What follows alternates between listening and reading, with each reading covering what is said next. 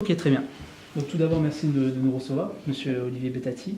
La première question que je voudrais vous poser, c'est celle qui concerne Nice. Donc Nice est une grande ville, on a un grand nombre d'habitants et c'est des problématiques qui sont liées à l'urbanisme. Et donc la première question que je vous pose, c'est quelle réponse souhaitez-vous apporter dans le prolongement de la rénovation urbaine qui s'opère dans les quartiers, notamment les quartiers des Moulins et les quartiers de l'Ariège?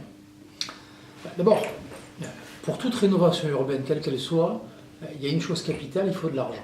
Or aujourd'hui, le principal opérateur de ces quartiers, c'est Côte d'Azur Habitat. Et Côte d'Azur Habitat est à mon avis extrêmement mal géré aujourd'hui. Il n'est d'ailleurs qu'à voir l'état de délabrement d'un certain nombre d'appartements ou plus généralement de ces quartiers pour s'apercevoir que Côte d'Azur Habitat est en tous les cas géré comme cette maison était gérée il y a une vingtaine d'années. Or aujourd'hui, il faut à mon sens totalement réorganiser cette grande maison qui malgré tout possède en son sein d'abord des collaborateurs de grande qualité. Moi je veux rendre hommage au travail difficile que font bien souvent les employés de Côte d'Azur Habitat. Et puis deuxièmement, il faut réfléchir à la manière dont nous devons gérer ce que l'on appelle entre guillemets le logement social. Moi, vous savez, je suis chef d'entreprise, donc je sais lire un bilan. Quand vous prenez le bilan de Côte d'Azur Habitat, vous vous apercevez d'abord que depuis 3 ans, les investissements sont en baisse de manière significative, que le dernier conseil d'administration, les commissaires aux comptes ont attiré l'attention des directions de Côte d'Azur Habitat en leur indiquant, parce que malheureusement, on le sait déjà, une baisse des subventions extérieures de la CAF, du Conseil général ou des autres, parce que la situation économique est difficile, et que donc ça mettrait en cause assez rapidement la capacité qu'a Côte d'Azur Habitat à investir. Et bien évidemment, rien n'a été fait. Alors vous savez, il faut savoir être pragmatique dans ces moments difficiles. Côte d'Azur Habitat est propriétaire de plus de 7000 appartements hors de Nice. Si vous prenez un appartement moyen de Côte d'Azur Habitat qui est d'environ 50 mètres carrés et que vous prenez un prix moyen du mètre carré de 1 200 €, ce qui est très en dessous de la réalité, mais qui est un chiffre de départ, ça veut dire que nous sommes aujourd'hui à Côte d'Azur Habitat en mesure d'avoir 500 millions d'euros sous la pédale, si je puis dire, en se séparant de ce parc extérieur à Nice.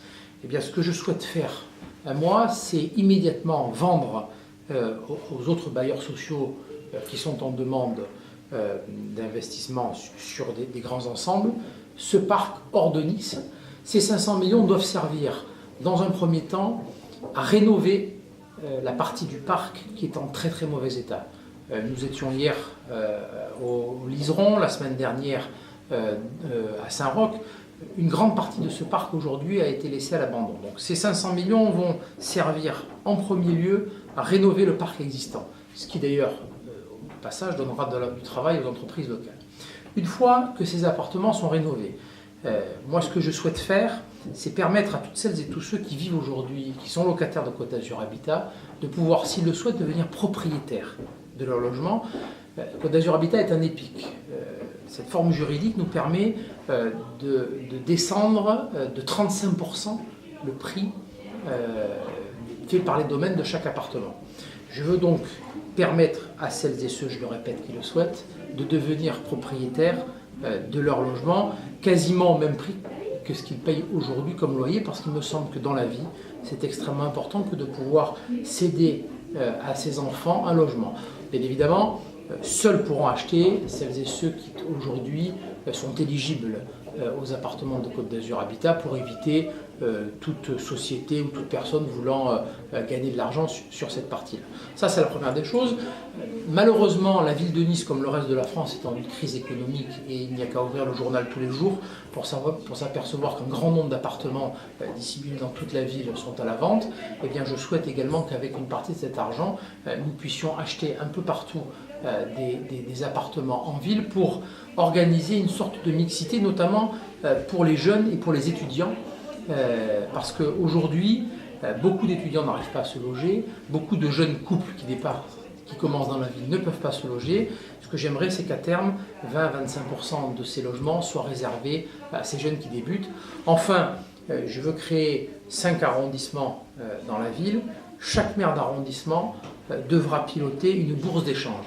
parce que j'ai entendu trop souvent des gens locataires d'un 5 pièces dont les enfants étaient partis parce que leurs études étaient finies, ne pas pouvoir les changer contre des gens qui eux avaient un 2 pièces et entre-temps avaient eu des enfants.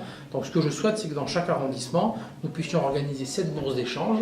Voilà, j'ai un 5 pièces, je ne veux plus, je veux plus petit, j'ai un 2 pièces, je veux plus grand. Eh bien, au maire d'arrondissement, une fois par semaine, d'organiser une matinée de bourse d'échange. Et une fois par mois, le président de Côte d'Azur Habitat sera chargé, avec ses maires d'arrondissement, d'organiser justement cet échange d'appartements. Très bien. Vous avez parlé justement effectivement de mixité, dans le sens où des étudiants ou même des jeunes couples ont parfois quelques difficultés à démarrer dans la vie. Souvent. Ça c'est sûr. La question que je voudrais vous poser sur cette question de la mixité, donc la mixité sociale, on a notamment pu constater malheureusement dans les quartiers, lors de notre porte-à-porte, qu'il y a malheureusement des blocs entiers où la diversité a souvent la même forme. Voilà, a souvent la même forme. Et on a fait notamment quelques recherches, on a pu constater qu'il existait des appartements, même des biens qui appartiennent à Côte d'Azur Habitat en centre-ville, où cette fois-ci la mixité elle est différente, disons, où elle est beaucoup moins représentée.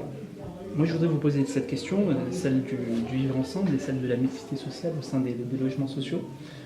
Comment on pourrait favoriser le vivre ensemble et davantage de mixité qui irait vers un apaisement des tensions, parce que vous savez, aujourd'hui, on vit dans un monde où il y a beaucoup de tensions entre les gens, entre les communautés. Voilà. C'est une question extrêmement difficile parce que c'est une question dont le règlement ne relève quasiment pas de la mairie en réalité. C'est de manière plus générale le problème de la France et puis de tous les pays d'Europe qui ont eu des vagues d'immigration.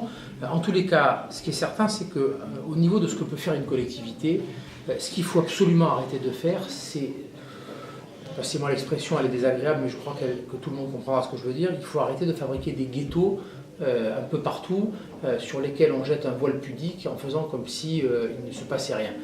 Aujourd'hui, nous avons hérité de logements qui sont très anciens, d'une politique de la ville qui est arrivée, me semble-t-il, au bout de ce qu'il fallait faire. Ce qu'il faut aujourd'hui, et je pense notamment à la manière d'utiliser ces 5 ou 600 millions dont je vous parlais, c'est peut-être réfléchir à faire des ensembles, comme ça se fait d'ailleurs aujourd'hui dans le nord de l'Europe, où c'est beaucoup plus efficace, plutôt que de faire des grandes tours.